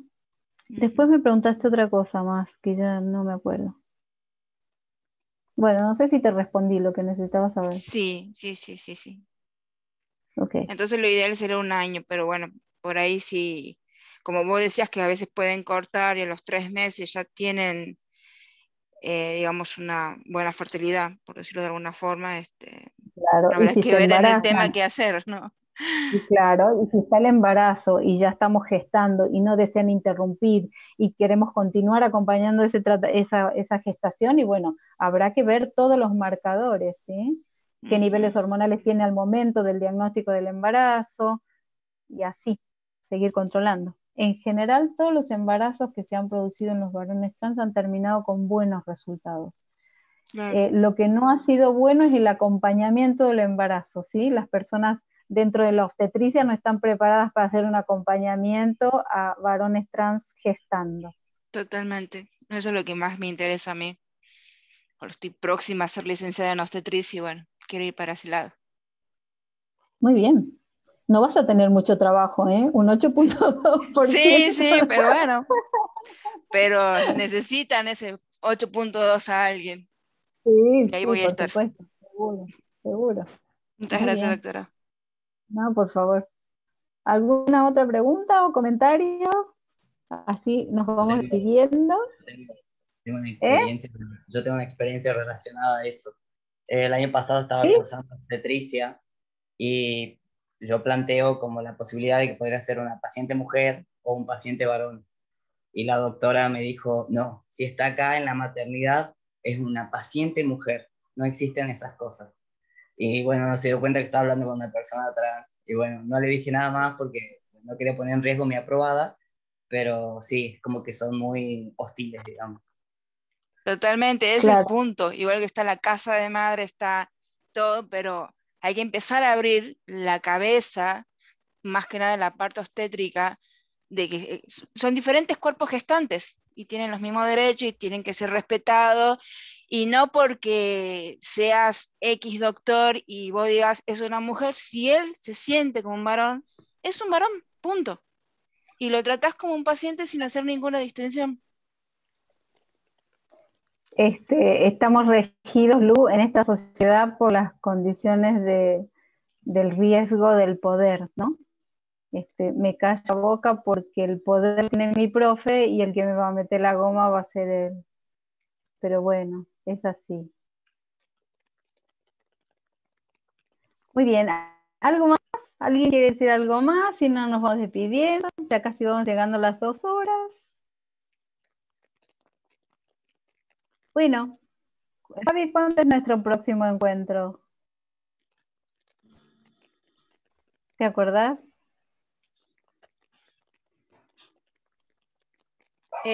No lo tengo a mano, pero ya lo voy a publicar. Es el mes que En viene, junio, creo que el 10, no, en mayo. El 17 perdón, de mayo. mayo, creo. Por ahí, ya lo voy Ajá, a poner bien. sí. Pero bueno, si Dios quiere, nos Bueno, vamos a ver antes para el aniversario de la Ley de Identidad de Género. eso, vamos adelantando la actividad. Vamos a hacer una llamadita, a reunirnos desde lo físico acá en Man. Si quiere viajar de otra provincia a estar aquí, no hay ningún problema. Tenemos que tener en cuenta que en mayo, el 9 de mayo, se conmemoran ya 10 años de la promulgación de la Ley de Identidad de Género acá en la Argentina, y bueno, hay que festejarlo, somos una fundación que tiene que ver con eso, garantizar los derechos de las personas trans, así que alguna joda vamos a hacer, como quien dice. Sí, vamos a juntarnos. Bueno, muy bien, gente. Así es. Bueno, nos vamos despidiendo, dando un beso grande a todo el mundo, a la gente afuera que nos siga con la fundación en Instagram para que se enteren de otras actividades. Vamos a tratar de hacer la mayor cantidad de actividades así virtuales para que podamos estar más cerquita y les demos la posibilidad de que puedan participar. Muy bien. Adiós. Adiós. Chao. Chao, chao. Chao a todos. Adiós, chao, gracias. Hermosa charla.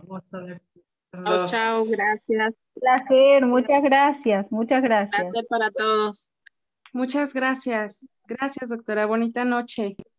Chao, gracias. Muchas gracias a ustedes. Adiós. Chao, buenas noches. Adiós, adiós. Chao, Luisita, adiós. Chao, hasta luego. Chao, chao. Besitos. Besos, hasta luego. Chao, Raquel, adiós. Gracias, Lu, adiós. Chao, chao.